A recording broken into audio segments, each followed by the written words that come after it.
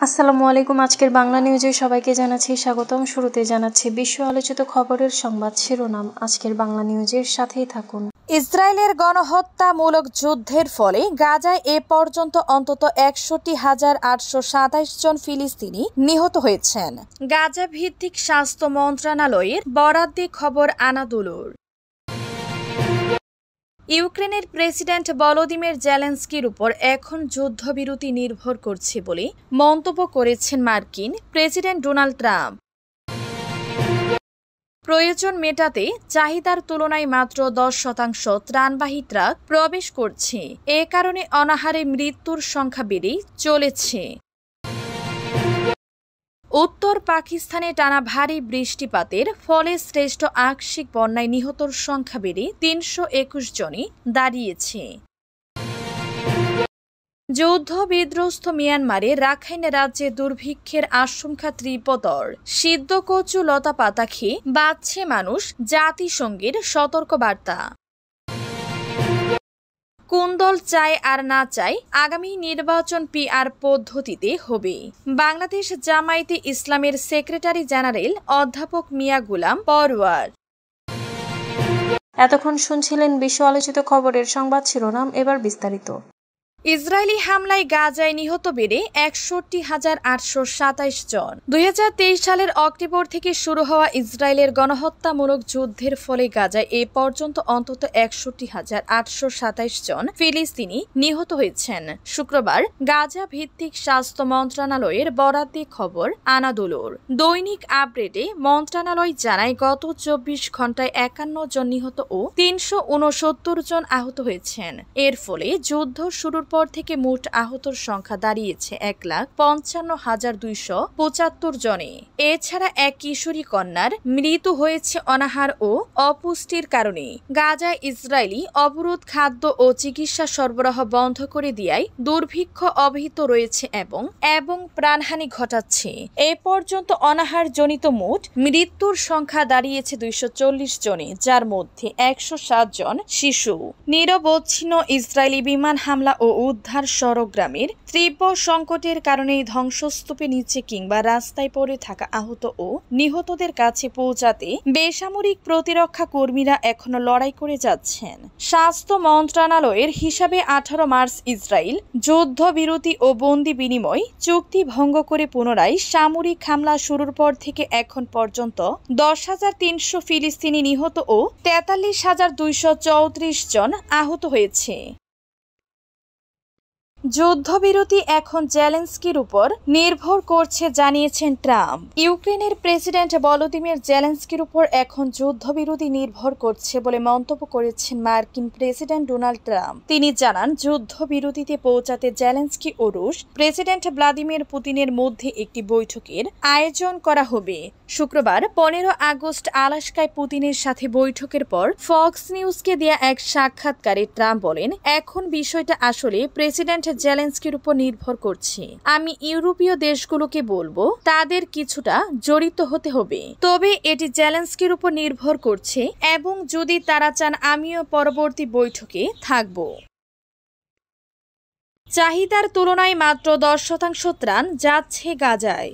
গাজায় মানুষের প্রয়োজন মেটাতে চাহিদার তুলনায় মাত্র 10% ত্রাণবাহী ট্রাক প্রবেশ করছে।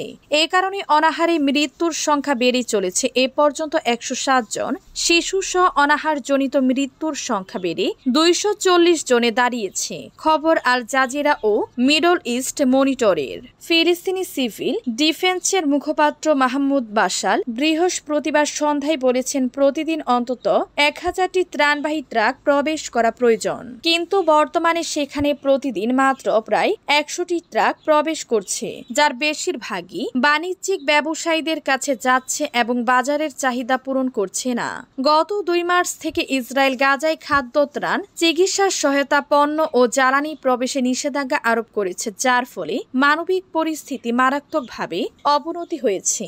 ২০২৩ সালের অক্টোবর থেকে ইসরায়েলি দখলদার বাহিনী গাজায় গণহত্যা চালিয়ে যাচ্ছে। এই সময় ২,০৯,০০০-এরও বেশি ফিলিস্তিনকে হত্যা ও আহত করা হয়েছে, যাদের অধিকাংশই শিশু ও নারী। পাকিস্তানে বন্যা ৪৮ ঘন্টায় অন্তত ৩২১ জনের প্রাণহানি। উত্তর পাকিস্তানে টানা ভারী বৃষ্টিপাতের ফলে শ্রেষ্ঠ আকস্মিক বন্যায় নিহতর সংখ্যা বেড়ে ৩২১ জনে দাঁড়িয়েছে। জানা গেছে গত ৪৮ ঘন্টায় অন্তত ৩২১ জনের মৃত্যু হয়েছে। মৃতদের মধ্যে ১৫ জন নারী ও ১৩ জন শিশু রয়েছে। এছাড়া আহত হয়েছে অন্তত ২৩ জন। জাতীয় দুর্যোগ ব্যবস্থাপনা কর্তৃপক্ষের তথ্য অনুযায়ী পাকিস্তান নিয়ন্ত্রিত কাশ্মীরে ৯ জন এবং উত্তর অঞ্চলীয় গিলগিত বালুচিস্তানে ৫ জন নিহত হয়েছেন। এছাড়া খারাপ আবহাওয়ার কারণে শুক্রবার একটি সরকারি হেলিকপ্টার বিধ্বস্ত হয়ে ২ পাইলট সহ ৫ জন নিহত হয়েছেন। প্রাদেশিক দুর্যোগ ব্যবস্থাপনা কর্তৃপক্ষ জানায় শুধু খাইবার পাখতুনখোয়া প্রদেশে ৩০৭ জন মারা গেছেন। তাদের অধিকাংশই আকস্মিক বন্যা ও বাড়িঘর ধসে প্রাণ হারিয়েছেন বলে এএফপির প্রতিবেদনে জানা হয়েছে। রাখাইনে দুর্ভিক্ষের আশঙ্কা তীব্রতর, সিদ্ধ কচু লতাপাতা খেয়ে বাঁচছে মানুষ। যুদ্ধ বিধ্বস্ত মিয়ানমারের রাখাইন রাজ্য ভয়াবহ খাদ্য সংকট দেখা দিয়েছে। জাতিসংঘের বিশ্ব খাদ্য কর্মসূচি WFP সতর্ক করে জানিয়েছে, জরুরি সহায়তা না পেলে পরিস্থিতি পূর্ণাঙ্গ বিপর্যয়ে রূপ নিতে পারে।